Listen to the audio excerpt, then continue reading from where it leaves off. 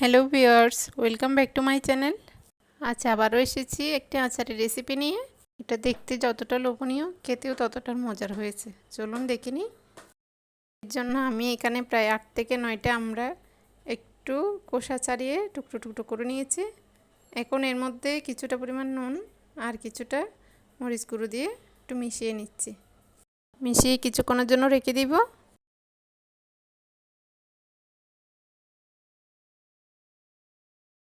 এরপর আমি এখানে কিছুটা শুকনো মশলা নিয়ে নিব। 7-8টা রসুন নিয়েছি আর হাফ চামচ গোটা ধনে, হাফ চামচ পাঁচফোড়ন, হাফ চামচ সর্ষে আর দুটো শুকনো মরিচ দিয়ে একটু ব্লেন্ডারে ব্লেন্ড করে নেব। কড়াইয়ে প্রায় 2 থেকে 3 টেবিল চামচ পরিমাণ সর্ষের তেল দিয়েছি। এখানে সর্ষের তেলটা দিতে হবে। এখন কয়েকটা রসুন দিচ্ছি। এখন এর মধ্যে দিয়েছি গোটা গরম মশলা, তেজপাতা আর দুটো শুকনো মরিচ দিয়ে একটু মশলাটাকে নেড়ে নিচ্ছি।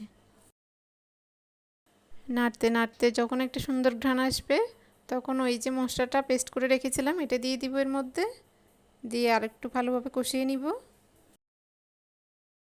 হাফ চামচ পরিমাণ হলুদ গুঁড়ো দিয়ে দিচ্ছি, আবারও একটু মিশিয়ে নিচ্ছি। মশলা কষাতে কষাতে যখন তেল ছেড়ে দিবে তখন এর মধ্যে আমরা টুকরোগুলোকে দিয়ে দিচ্ছি। আমরা পিসগুলো দেওয়ার পরে একটু কষিয়ে নিচ্ছি।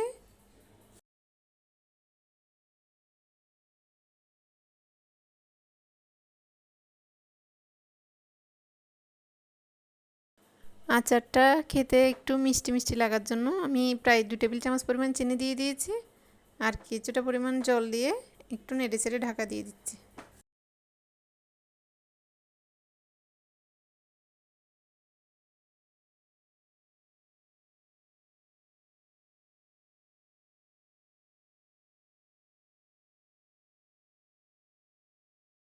আবারও কিছুক্ষণ নেড়ে চেড়ে ঢাকা দিয়ে কিছুক্ষণের জন্য রেখে দেব।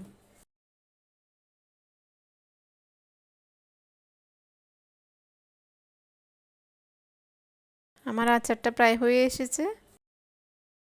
এখন চুলার আঁচ একদম ছোট রেখে চুলার উপর কিছুক্ষণ রেখে দিব।